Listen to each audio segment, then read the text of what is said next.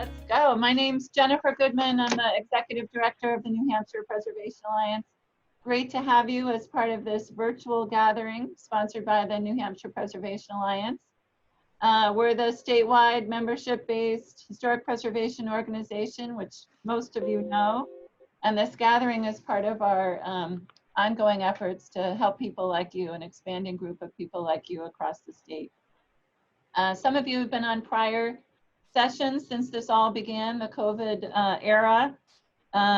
We've been tracking and adapting as we've gone, done about a dozen, and I think the results have been pretty good. I was thinking about it a little bit today, and I think we should map how many drier basements we have because of your old house and barn sessions that talked about moisture management and healthy houses. One session, we had somebody who was going to tear down his barn at the beginning of the session, and by the end of the hour, it seemed like his plans had changed. We've helped people, group leaders like you, restart communications and fundraising plans for community landmarks. So want to do more and want your feedback about this session and what your needs are beyond. Want to thank all of you who are supporters of our work. If you're not already, please consider a donation, consider a gift donation in honor of somebody and somebody's birthday. I think you all know, or most of you know, that your money from people like you is basically what fuels a great percentage of our work. And we're very much open for business, providing a lot of assistance, and even a little bit makes a big difference. So I already mentioned we're recording this session, wanted to let you know.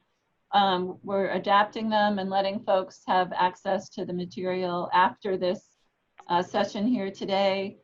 Plan to generate kind of a tips list out of this session for people on an ongoing basis. Also really curious about what you think about this topic, and maybe we'll reshape pieces of it for future virtual gatherings or in-person gatherings in the months ahead. You saw Amy Dixon's name on the billing for this session. We're glad to have her with us. She's with the Division of Historical Resources, has seen a lot of great preservation work, been part of a lot of great preservation work, and it's promotion and celebration, which is the theme of today's session. As the grants coordinator there at DHR, also in her prior role with LCHIP for 8 years, I think it was, as their historic resources specialist. Other folks from a statewide offices perspective include Shelley. I see Shelley there, Shelley Andrews, who's the does communications for DHR, Amy's office, as well as the broader Department of Natural Cultural Resources for the state. Two of my colleagues, Maggie Steer, who's back working with us on special projects, and Beverly Thomas, whose name says Jennifer Goodman right now. Oh, I'll fix it. Who's our program director and works on our grants and old house and barn work. They're here with us as well, which is fabulous. They also have done great work on the local level, Beverly in Bedford and Maggie in Wolfboro. So I'm sure they'll add in that local perspective as well. So just a little bit of logistics, a little more logistics. I already went over a little bit. I think, as I said in the written material, our goal is really to have this be informal and to try to answer some of your questions, for you and others to share ideas. I mean, I think your job is, by the end of this session, you leave with a couple of ideas. And if you don't have them as time's getting close to nigh, ask a question to make sure you feel like you leave with some practical information, and also hopefully a dose of kind of energy and inspiration. We've heard that from past attendees. I was just going to offer kind of a couple of minutes of context on this topic, and then I'm going to invite 3 folks who are here on this session, who I invited because they're leaders of commissions, heritage commissions, that have received awards from the New Hampshire Preservation Alliance, Preservation Achievement Awards in the past, for their success in advancing preservation work and community heritage work at the local level. So after I do a little intro, I'm going to call on them. And then my goal is just to facilitate, to make sure we kind of talk about different tactics and different kinds of audiences by the end of our hour, or a little more over an hour if you want to go a little over. I assume we'll touch on kind of events and social and print media, visibility opportunities like markers, signs, awards, kind of talk about promotion and celebration as both standalone activities and also as kind of add-on or leveragey sort of activities. So again, this is kind of a broad-based informal thing, and we'll see where it leads us. As setup, I wanted to say that it feels very appropriate to be having this topic, talking about this topic, important and appropriate during kind of old home day season in this unusual time with a lot of old home days or public gatherings not happening. I bet a lot of you know the history of Governor Rollins over 100 years ago, setting up that promotional and celebration program. Didn't call it a historic preservation program, but it was about attracting visitors and investors, that whole concept of coming home, that whole concept of feeling connected to place, loving and stewarding place, very much part of that 100-plus-year-old tradition, and it feels even more important today. I think this call is filled with people doing really important work on the ground related to community heritage and historic preservation. You know, I think in different ways we're all working on protecting rural character, encouraging investment in villages and downtowns. You might be working on, some of you are working on individual building saves, some of you are trying to get a vote at town meeting, some folks are looking to adopt a specific tool. I think kind of around that, we're sort of all working towards hopefully goals where communities are well loved, well stewarded, kind of stakeholders and regular people get it, right? They get preservation, they get its benefits. New people as well as long timers are sort of embracing these goals, embracing these practices. I think probably today we'll touch on different groups, different segments of audiences, business owners, district members, young people, general public voters. I also just wanted to mention, you know, in this Black Lives Matter era, how are we doing telling the whole story, celebrating unexplored history, thinking about the power of place, kind of the legacy of use, the legacy connected to lesser known history. I see lots of good news in your communities and elsewhere. Folks are doing excellent work, having some fun, moving the needle. I guess my two themes as I close this little intro is where I see problems or concerns or people spinning their wheels relate to lack of clarity about goals. So a community group keeps on doing what they've been doing related to promotion or celebration, and they don't really think about why they're doing it, and they might be wasting time. So again, just being clear about activities and investment of time and resources in this category of promotion and celebration, being clear about what you're trying to get to, what audiences you're trying to reach, coming up ways to measure that progress and success if you can. And I guess my closing theme of the intro is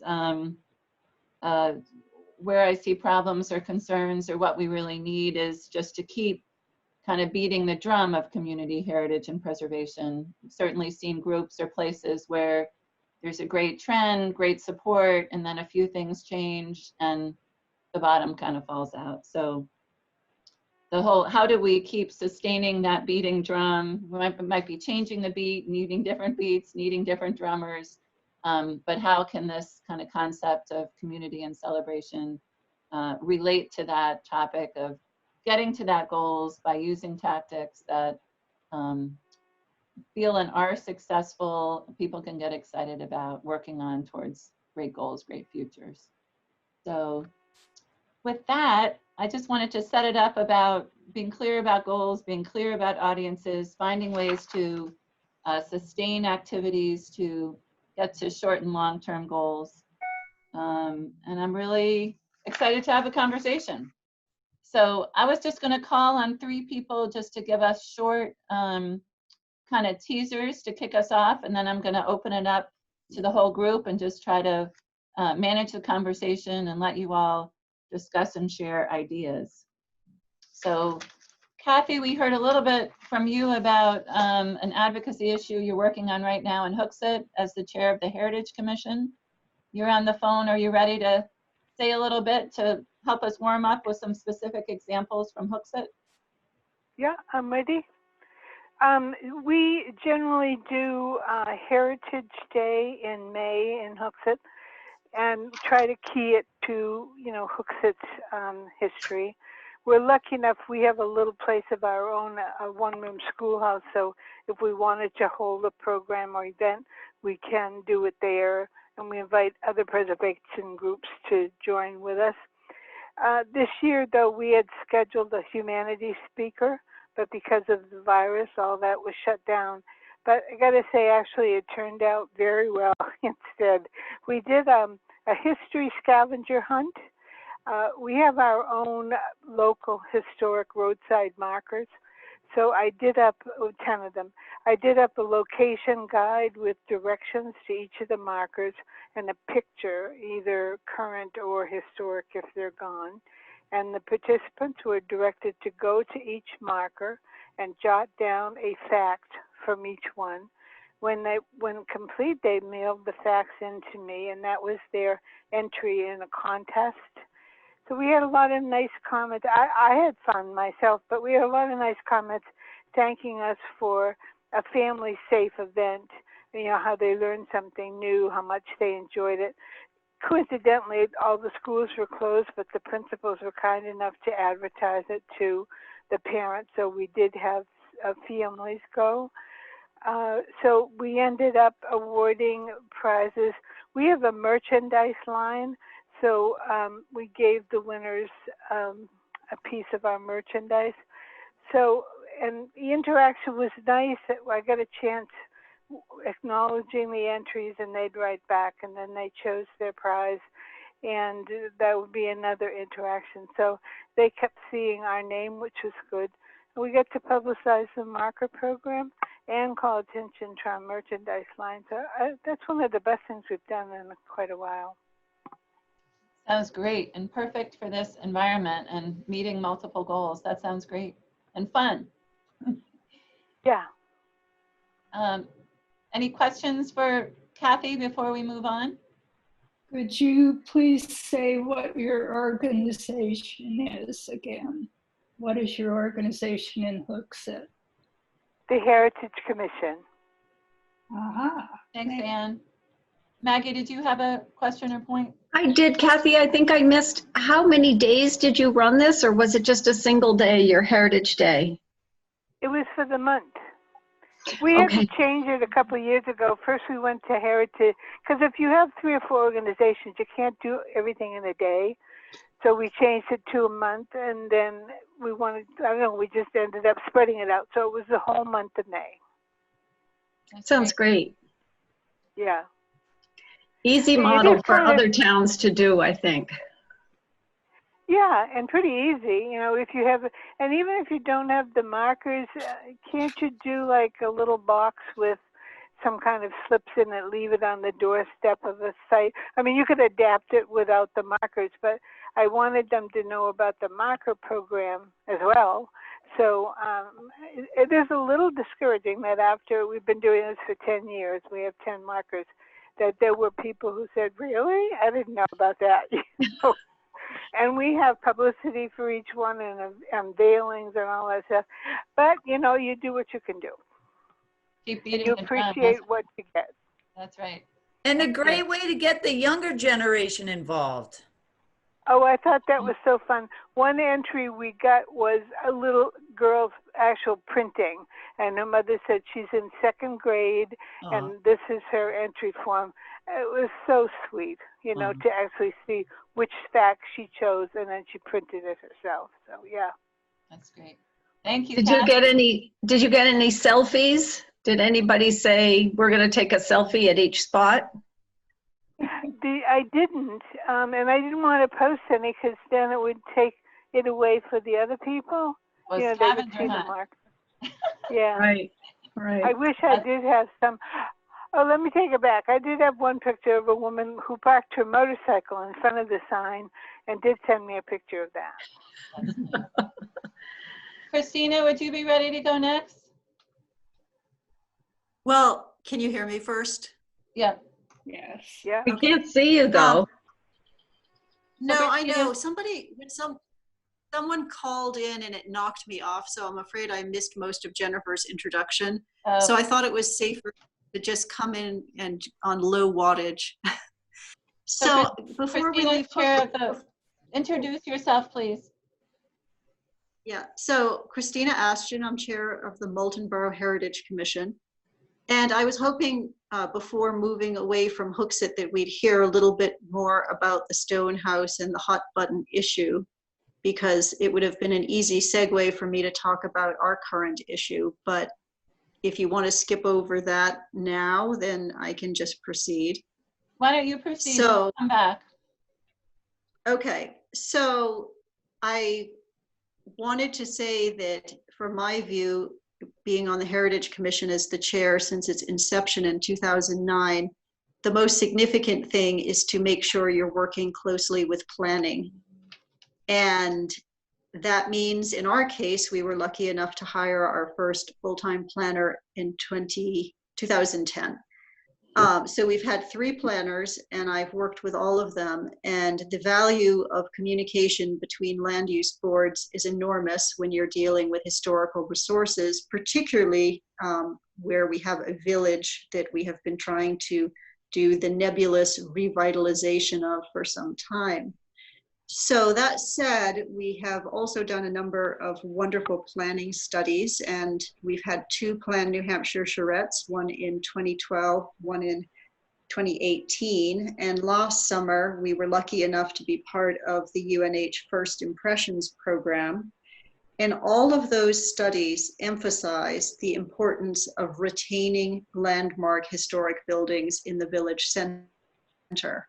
So we have been able consistently to stand up at town meeting and at various board meetings and say that all of our planning studies support repurposing historic buildings, not demolition, because we've been dealing with the ugly demolition push for one of our historic buildings for 4 years now. And I'm happy to say that at our recent town meeting, which was delayed until June 29th, that particular building was up with a warrant article to appropriate $75,000 to demolish it. And thanks to all of the people who served on the various planning committees for whether it's the charrette or the Plan New Hampshire study, we had a number of people, including the head of the Community Development Advisory Committee, stand up and speak very forcefully about not demolishing the building. So I know I'm speaking probably longer than you need, but I just want to emphasize the value of planning and making sure that your goal is fully part of the general planning goals of your town. That's great, Did Christina. it fail? And Did I'm it pass or fail? right. Did And- it pass? You could speak for an hour about the communication strategy relative to different projects. In the celebration and promotion range, I think of, little touches even. So you've done this very multifaceted, excellent advocacy, communications, planning work. And then you've done little celebratory promotional touches like wreaths on the buildings that you care about at Holiday Town and making sure those photos get into the media releases or.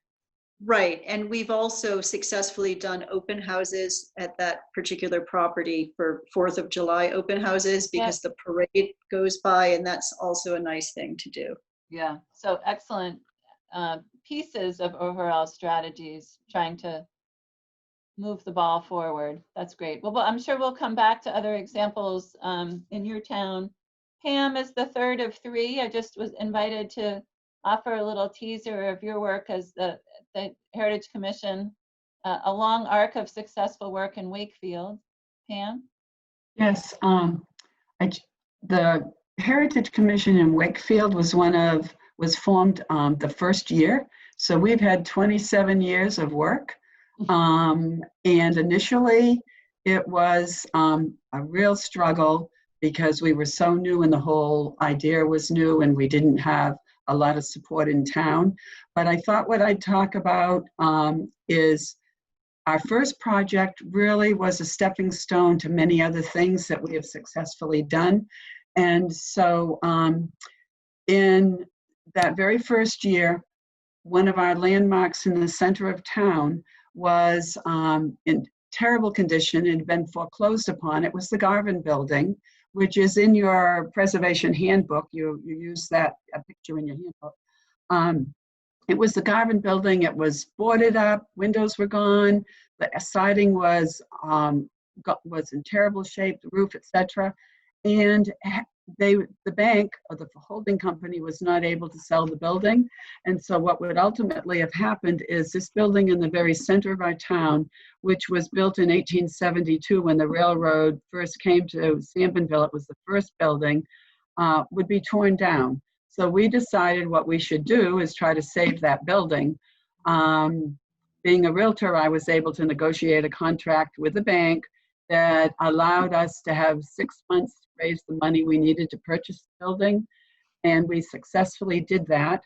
Our plan was to restore it and get it back on the tax rolls being used and with some covenants, and it took us 10 years of fundraising, grants, cookie sales, everything you could think of, and we finally were able to sell that.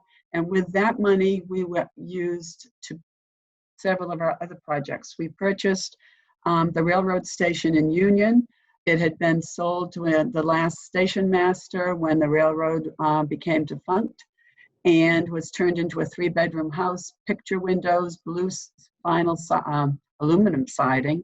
And we restored that to its prior glory using the B&M archives for the information we needed, and we now use that as a museum. We also were able to purchase the freight house next door, and we now have a group of HO modelers who have, over the last 4 years, created an HO scale model of the entire town of Wakefield, including the 5 railroad stations, dated to 1908. So the freight house and the railroad station are the basic components of what we call Heritage Park. But we also had donated to us as a static display a 1903 Plow Car. A couple of our members installed a railroad siding. So we have the Plow Car. We purchased a caboose. Our last project there was the construction, the relocation of the last remaining B&M water tower. It was in Guilford, and they were looking for somebody to take it over and move it from their site because it was in poor repair and they were afraid that it would fall on some of their buildings. So some train enthusiasts that know about our work contacted me, and we, through the Lakeshore group, it was donated to us. We took it apart. We moved it on a flatbed to our site, and it took 2 years, but we reconstructed, so we now have that at our site. And because of all these things that we were doing in the village of Union, we actually acquired a blacksmith shop from around the corner. People donated it to us because it was on a separate little tiny piece of land. They had no use for it. They didn't want the responsibility. So we acquired the blacksmith shop. And about during some of this time, a group called the Union Village Community Association became formed. And I think seeing all of this happening in Union we helped initially with them, and they've gone off on their own. They have acquired the mill house, a mill that was there, and that's been saved. So all of this started with this project of saving the Garvin building. It's Um, quite the track record, Pam. That's incredible. And I think we have Dick House on the message that's with the new group that you mentioned with all that Yeah, great, set of great. properties you just mentioned at the end. You must know how to do a great ribbon cutting celebration, having saved. Well, we did our 25th anniversary 2 years ago, and that was very successful. We do have Heritage Day this year. We have 3 museums now. We have a one-room schoolhouse that we've acquired and restored, and the Grange Hall, and the railroad station, and actually a blacksmith shop. But none of them are open this year. Yeah. And, you know, one success leads to another. And that's basically what I've seen. We didn't have a lot of credibility 27 years ago, but now even though the town doesn't support us tremendously in a financial way, we have acquired a lot of credibility. They know that if we start something, we'll finish it because we've been successful enough to do that. The one thing that I'm see as an issue with us and probably with other commissions as well is that we need younger blood. Right now, our commission is 7 members and 5 alternates, and of the 7 members, 6 of us are over 70, and the one that isn't is the selectman's rep. So, you know, we do have some alternates who really don't want to take over the running of the commission itself, because we also have, in addition to all our projects, we have the administration of the historic district as well. So trying to gain some younger members who have interest. Well, let's talk about younger audiences generally and specifically related to commission soon. Thanks for that. And I also heard cookie sales, and it's not just because it's noon and I'm hungry, but you do cookie sales to raise money, but you also do cookie sales it's not celebrating and promotion for preservation necessarily, but it's about that broad, happy connection to more people, right? That often Yes. you see that as part of a fundraising or communications outreach plan as those kind of populist sales, which I think We haven't done cookie sales for many years, but for those first 10 years, every month we had some thing going on. And if you try to do too much, I think it wears people out. Yep. I know Effingham, they're doing the recycling for Money Connect and public relations related to one of their capital projects right now. And one of the award winners last year was the great barn projects that the Historical Society in Berlin was successful with, and yard sales were a huge part of their. Yeah, we did those too. Yeah. Made more friends as they were making some money, you know, and making people feel a positive association. Do you want to talk about younger audiences for a while and sort of celebrating and connecting to younger audiences? You brought up something very specific about membership. Kathy at the other end of the spectrum was talking about families, celebration and promotional activities related to families. Does anybody have any questions or ideas relative to that? Amy, do you have anything? I'm not to put you on the spot or. There, I'm unmuted. Yeah, I mean, I think anytime you can kind of get more than one generation involved in an activity is fantastic. I'm trying to think if I have specific examples. I can't remember which community it was, but you know, activity books. I think you guys actually had the great suggestion, you'd thrown that out in a blog post, I believe, about you know, getting kids, and we've kind of picked it up and ran with it with our Instagram, the ABCs of architecture. You know, just getting kids engaged with thinking about what surrounds them, getting them out, especially of the house now these days. It's easy enough to take a ride and, you know, just look at what surrounds you. Yeah.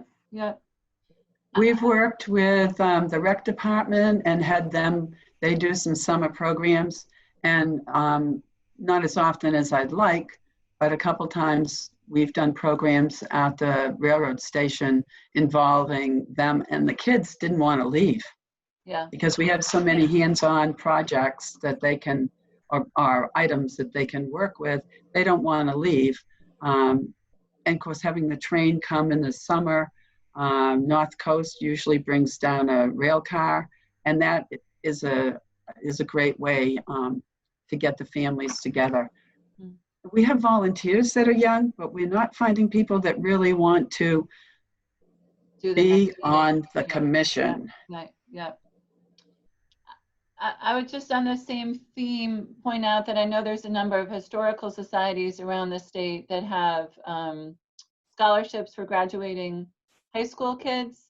You know, it doesn't have to be a lot of money, but I think if you know, for a kid interested in history or environmental, something connected to our world, I just think that can be such a powerful signature program. Maybe a Heritage Commission could do it in conjunction with a historical society, but you know, it gives you great visibility. It's Right, an it's a good annual idea. thing that people love helping with, and it's credibility because you're giving out dollars to the next generation. Mhm. I know in some bigger cities, there have been fund preservation promotions related to local businesses, you know, pub crawls and things related to historic architecture, drinking or eating, and a preservation or heritage organization. So harder to do in a small town, but some variant of that maybe in a region. Could be local farms. You know, there's increasing numbers of We had historic farms planned that have different kinds of things going on. We had planned to do another historical tour this year, but you know, which would include some of the cemeteries. Yeah. But all of those things obviously aren't occurring. Claremont set This a is really Kathy. good example of, go ahead, Kathy, of a cemetery Yeah. tour that was incredibly popular and that a number Yeah. of communities have now adopted. Go ahead, Kathy. First of all, I'm green with envy. Pam has 12 members of her commission. Well, 7 we or have 5. yes, Wow. the 5, and for the most, and we don't meet January, February, and March unless we have to, and it's Wow. not common that we would have to because those months all of our sites are closed, and usually there's nothing, there's no one that wants to do anything on the exterior of their homes in the district. So, Right. but I'm surprised with the volume or the owning property and administering buildings and stuff. That's a real commitment, I would think. Anyway, but we have in Hooksett the one-room schoolhouse, so we've had thousands of children, school children, go through there. We have retired teachers, the school moms, who put on living history programs. So we've really caught, like I said, thousands of children and a few from neighboring towns that go through. The other thing is Eagle Scouts often are looking for projects to do. And this year we actually had the equivalent to a Girl Scout. It's called a Gold Award. And she did a virtual tour of one of our cemeteries, put up the little cards that you swipe, what are they, the dots and stuff, and put on a little history of the family or whoever was buried there. So that was really fun. She did a nice job.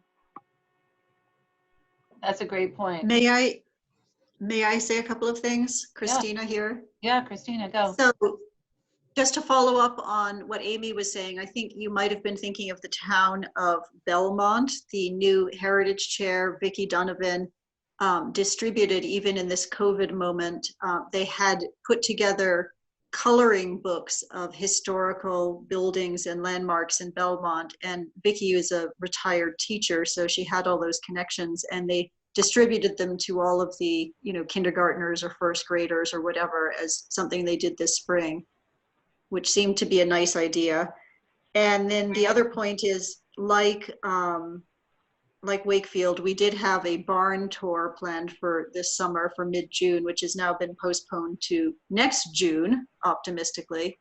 But that is, of course, a great way to bring attention to your commission and your activities. That's great. Thank you for sharing that. I don't want to talk too much, but I will throw in welcome packets. If you're in a place where you're connected to realtors or have a small enough town where everybody knows who's new, we've talked to different towns about having some sort of introductory materials for them, a welcome wagon sort of thing that could take different kinds of forms, but just to indoctrinate in a good way those newcomers to your town. I also like scholarships. I think awards can be fabulous. You know, we get caught up in regulatory stuff and fundraising, and it can be so much to deal with that we forget to step back and celebrate. And I think awards not only make people feel good, but they can be influencers as well. And your commission members who might feel cranky and sick of doing one other kind of tough thing would love the respite and the positivity of being part of a awards process. So a historical society could do that. An ad hoc group could do that with some connection to a historical society, heritage commission, historic district commission, town, whatever. Anyways, if you're interested in that, any of those sorts of ideas, we could help with more details at the Preservation Alliance. Can I say, can I say ahead. one more thing? Not to monopolize, but I need to, I think, thank DHR for the work they do. They've been a huge help with us. And the fact that, that we're a CLG community has allowed us to receive 6 grants, 4 of which are directly related to our railroad history. And it's been, their help has been tremendous.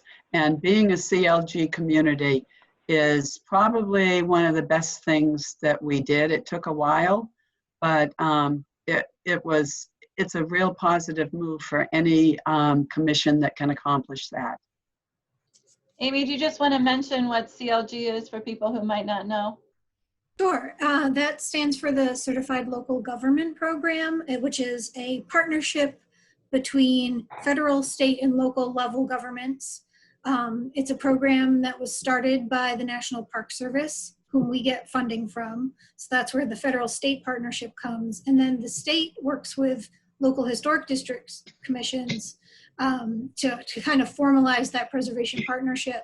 So you do have to have a historic district commission or a heritage commission that has those duties of a historic, you know, there has to be some kind of local regulation in terms of historic preservation. Usually in addition to design review, a demolition delay ordinance or demolition review ordinance. But there's a fairly, Pam can testify, it's an involved process to kind of demonstrate your community's commitment to preservation.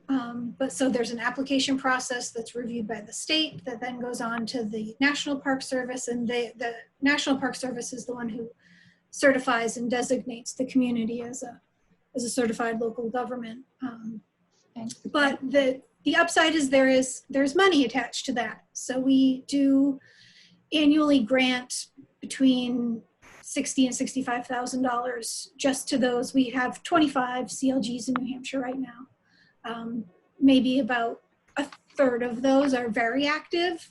So they kind of compete for that money. But it goes, it goes for survey, National Register nominations, and a lot of those planning activities that Christina stressed are so important. So. I'm gonna, Amy, I think you might have some loose end ideas you want to talk about later. You can say yes, no, or pass, but I'm going to come back to you. Anne, I think you're still with us. I can't see your face anymore, but in terms of the theme of, I think Harrisville, where you are, has been both incredibly innovative over the years, plus they keep beating that drum I was talking about. So you guys still have the dinner where everybody comes together the week after Thanksgiving and talk about community in a historic environment. I wanted to ask you about that dinner. I also heard the last time I was in Harrisville that every winter, Chick Colony from Historic Harrisville does a presentation at the library about the from the book Factory Under the Elms about the whole origins of the town, and he just does it every year, kind of oriented towards newcomers, but also people who might forget, you know, why that incredible place looks the way it does. And can you talk about that, or the dinner? I was just thinking about repeatable, easy, and impactful activities. Yes, the town dinner and Chick's historical series, which he calls Spinning Yarns. The town dinner is organized, I haven't been an organizer, but by Historic Harrisville, and volunteers they recruit for the event. So they're long-term people and volunteers that do special things for the event. And the last one was held on a big field outdoors with a giant tent. There were up to 500 people who came, and they do pay for it. So I did attend that. I think it was in 2012, so it's been a while since the energy to organize a dinner was present. Spinning Yarns, yes. The last one I have been to twice because I wanted to revisit it, and Chick took the book Factory Under the Elms by John Borden Armstrong, which was a traditional academic history that our town is incredibly lucky to have. But it does stop at 1969. But Chick took, and we read all the chapters. He brings in photographs and anecdotes from his personal knowledge, which makes this series something you want to go to. If he gave it every year, you'd want to keep going. That's great. And I forgot that everybody was reading it. That makes sense too. So it's like a book club plus really interactive So extras from him. The book club part gets new people familiar, and then those who already know something always see more from Chick's photographs and stories. Yeah. Does anybody thank you very much for that, Anne. Does anybody, I know we have folks from other towns. I'm not putting you on the spot, but I want to make sure if you have something to share, or if you have a question for the group, you get to ask it before we run out of time. Barbara, Rodney, Karen, Dick, and there's people are reading the chats maybe too. I know Richard House and Maggie both had added a little on the chat. Could I ask what towns people are coming from, just because I don't know? Rodney, do you want to say anything? You're from Goffstown, right? Maybe he doesn't want to say anything. We have Rodney from Goffstown, Karen from Effingham, Barbara from Amherst. And I think those are the town people that we haven't already introduced. Thank you. Bedford, Moultonborough, you're from Wolfboro, you're from Moultonborough, Wakefield. It's a nice mix. Amy, I know you had kind of come up with a little bit of a grab bag. Is there anything else you want to share? Maybe to give time for anybody else to think about what they want to ask. I mean, I think when I kind of did an informal poll of some of our Moose Plate grantees and certified local governments about what do they do to get the word out about the projects and they're trying to do. And I really liked Center Harbor, who has had tremendous success in the 10 years they've had a Heritage Commission. You know, they do kind of a multimedia, they have a slideshow on their town's website. So the town is happy to host something on behalf of the Heritage Commission. They do updated, like just a easy kind of photographic slideshow of progress at the sites that they're working at, just to keep their, just anyone who's interested informed. But then they also have kind of a lower tech, basically display board, especially for the schoolhouse that they've been renovating they bring that with them everywhere they go. If it's town meeting, they make sure there's a table where they can set it up. They go to farmers markets, they go wherever, and someone will host them and just tell people about the project that they're doing. So I like that. They also have a newsletter. A lot of communities got back to me and said, you know, the easiest way for us to share information is through our newsletter. So I thought I wanted to, you know, but just telling your story and making sure you're visible, I think, are key things. But yeah. Oh, the other thing I wanted to highlight is, and I think someone mentioned, I think Christina, you mentioned an open house. I think anytime you can get people, as long as it's safe, in the building to see what it is you're working on, and you know where you are and where you need to go, I think is great. So any kind of special event, plus people like that kind of air of exclusivity, if you can do behind the scenes tours or things like that, I think really engage a new group of people. Nice. Others? A favorite thing, a question? Our nonprofits, is everybody reading the chats? So probably people on the phone can't. So I should, Karen from Muffin Can saying our nonprofits set up tables annually at town meeting to share news and updates. And boy, I've heard that from a lot of people, doing that regular communication, like Amy was just saying, taking your display board everywhere. And I know Christina does this too. But even being there on years when you don't think you have anything big to ask for or share, I think just that routine of getting in front of people. If you're in a city doing an annual presentation to the city council, a town, a select board, here's how things are going. And then that when you do need something, it's that much easier, right? Richard House from Wakefield said fundraising events can be as much to get the community involved and together as raising money themselves. That might eventually lead to more younger participants. That's great. And Maggie had says, seems like having something active and fun for any volunteers, not just Heritage Commission members, is really successful too. So thanks for those ideas. Maggie. Oh, you muted yourself, Maggie. Mute. Unmute. Mute. Sorry, I had a question about that, maybe for Pam and Kathy perhaps.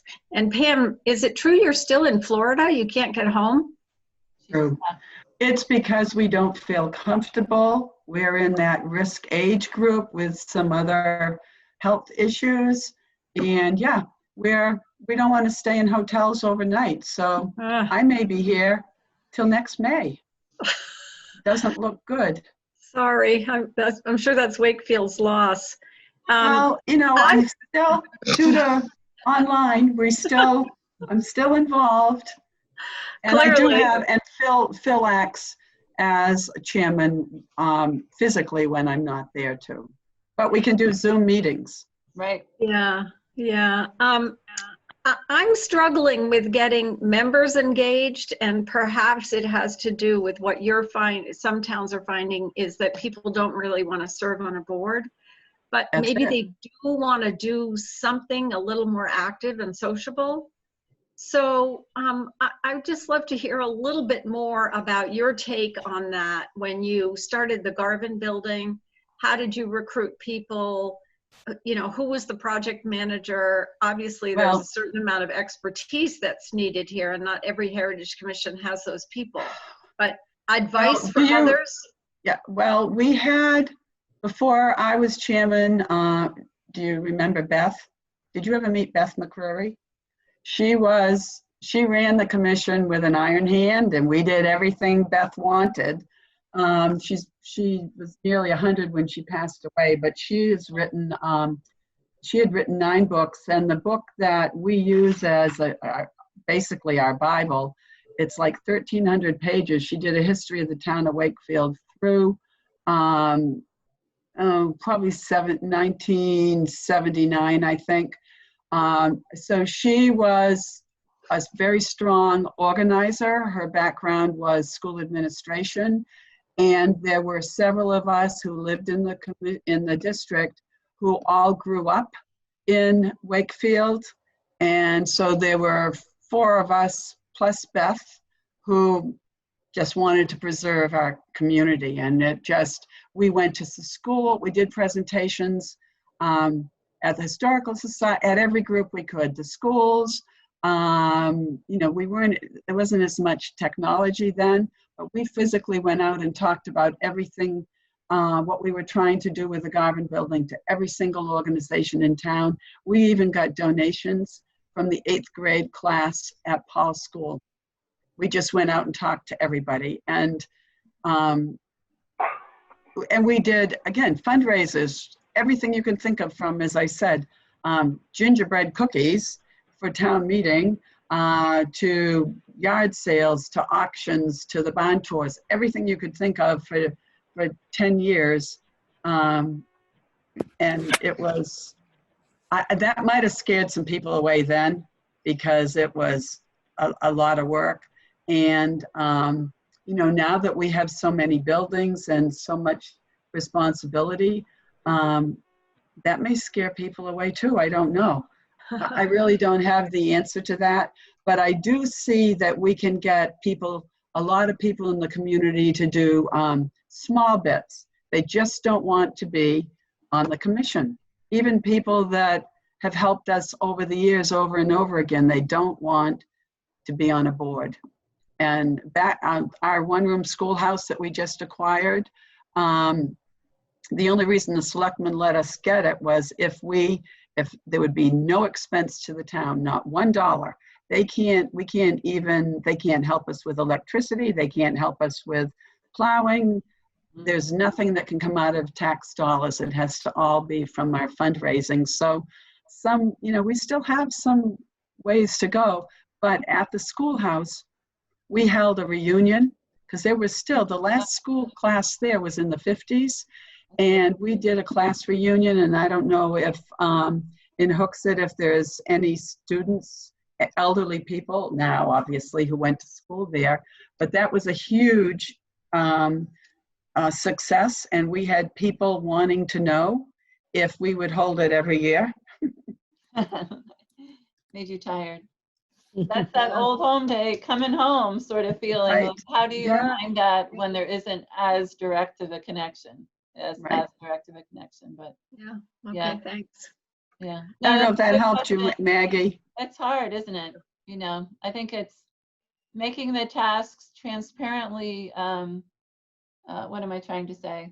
I think keeping the culture of the commission positive, useful, that's really important. Using friends of friends and cultivating them over the time. Being transparent about the amount of work and trying to chunk it out.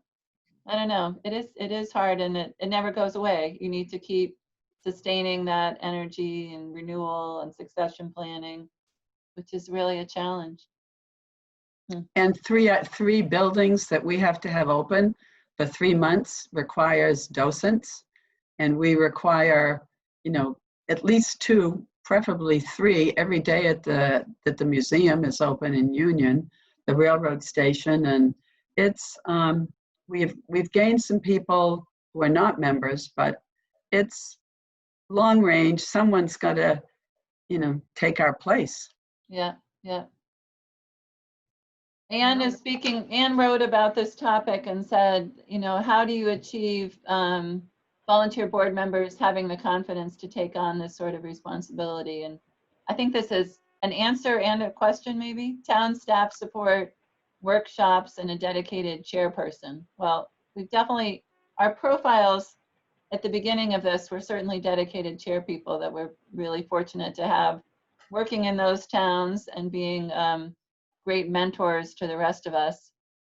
Yeah, thank you for that, Anne. Adding to the equation of what do you need. I'm going to wrap in a minute. Is there anybody that wants to ask something or share something that hasn't yet? Yeah. Barbara, no. No? This is Kathy. I might just suggest we have a line of merchandise, and it's sort of a good educational tool as well as you earn some money for the merchandise. Like we have Stonewall, a collage poster. So on the back of it, we wrote a story about the history of stone walls. And so you get that in there. People might not buy a history book and read it, but they would have an Afghan with town sites that has the date, the towns incorporated, all that. So we find it, and it keeps our name out there as well. Kathy, sold through And the it's a good town. supplement. Is that sold through the town Say again? website? Do we go through the town website? Are those items sold through the town website? Yes. Well, they are on there. We haven't done online sales yet, but there's a brochure of all of the merchandise that's there with contact information. Before they closed the town hall, the admin office had been selling them for us. Okay. Because we lost Old Home Day and several other chances to do it ourselves. And they said I put my number in and I sell them through me as well. I love And we have a Facebook page too. I don't know if everybody does. I recently changed it to Heritage Commission instead of just Head School because I want to do more of the Heritage Commission stuff on there. So we keep posting periodically on there as well. Yeah, we didn't really talk about social media and print media, but that's obviously a huge area. I was thinking about kind of stacking efforts, leveraging efforts, and I like how your merchandise is relating to projects that you've worked on, as well as general information. There's certainly a lot of those town Afghans out there. There's a bunch of town quilts out there too, and I remember Town of Washington doing a great quilt. There were women of Washington doing this quilt with the endangered, or the barns that were left in different blocks of the quilt. Yeah. And groups like Deerfield that did a barn survey as a Heritage Commission, I think, or was that an ad hoc group? Then doing a calendar and other kind of promotion and celebration relative to the barns that they had surveyed. So just Center that Harbor. idea. Go ahead. Center Harbor did a barn, Heritage Commission did a barn survey. Yeah. And then if there's logical promotion or fundraising things and celebration things to add to those things, I guess that was my theme. You've already done all this work. How can you leverage it even more towards whatever goals you're trying to meet, and using that, the fun of celebration along the way.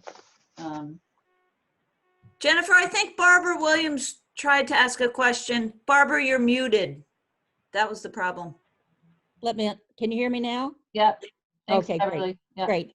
Yeah, I was just going to ask, I'm just starting down this road in Amherst. I've been working on behalf of our meeting house in town, which is owned by the Congregational Church. And it's really the largest building in town. It's unique in the sense that it's the largest, and so it can accommodate gatherings, which we don't otherwise have a lot of that space in town. And so what we're trying to do, and I learned of this when I attended the Littleton conference last May when we were still meeting in person, was to try and get different segments of the community knit together so that we're all having the conversation and we're all moving in this, facing in the same direction with the same kinds of goals. And I'm wondering if anybody can speak to that. I've reached out to the head of the library.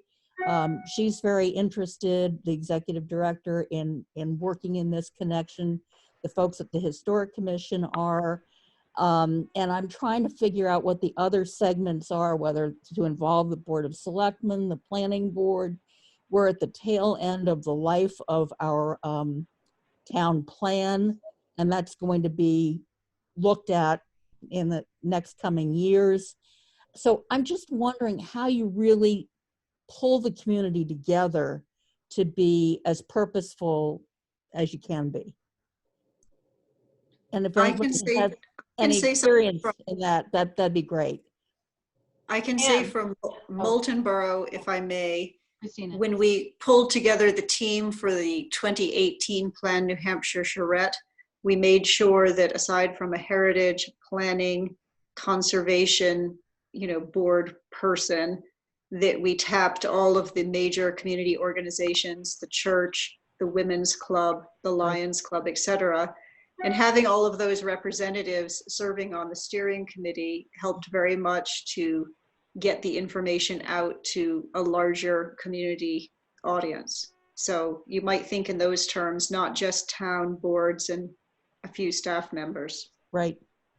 And seating them in your steering committee was a great move. And I like what Pam said, that in the early days, and I'm sure in these later projects, they were going out and meeting with people rather than having them come to them. I mean, you can plan a great centralized or set of focus groups, but people don't always come. So the tactic of going to them instead of asking them to come to you it's so simple, but I think it's powerful. Yep. At least at the beginning. Well, it sounds like you're thinking of it the right way, Barbara, and asking the right kind of questions. And there's no one right way, but I guess just also kind of checking in as you go to make sure you're and obviously what you hope to be doing. You want to be as inclusive as possible without getting so many folks involved that you just can't get anything done. There's that line to walk. So, but one thing that we did last year, at last March of 19, was we opened the meeting house up to the entire community in an event called Meet Your Meeting House.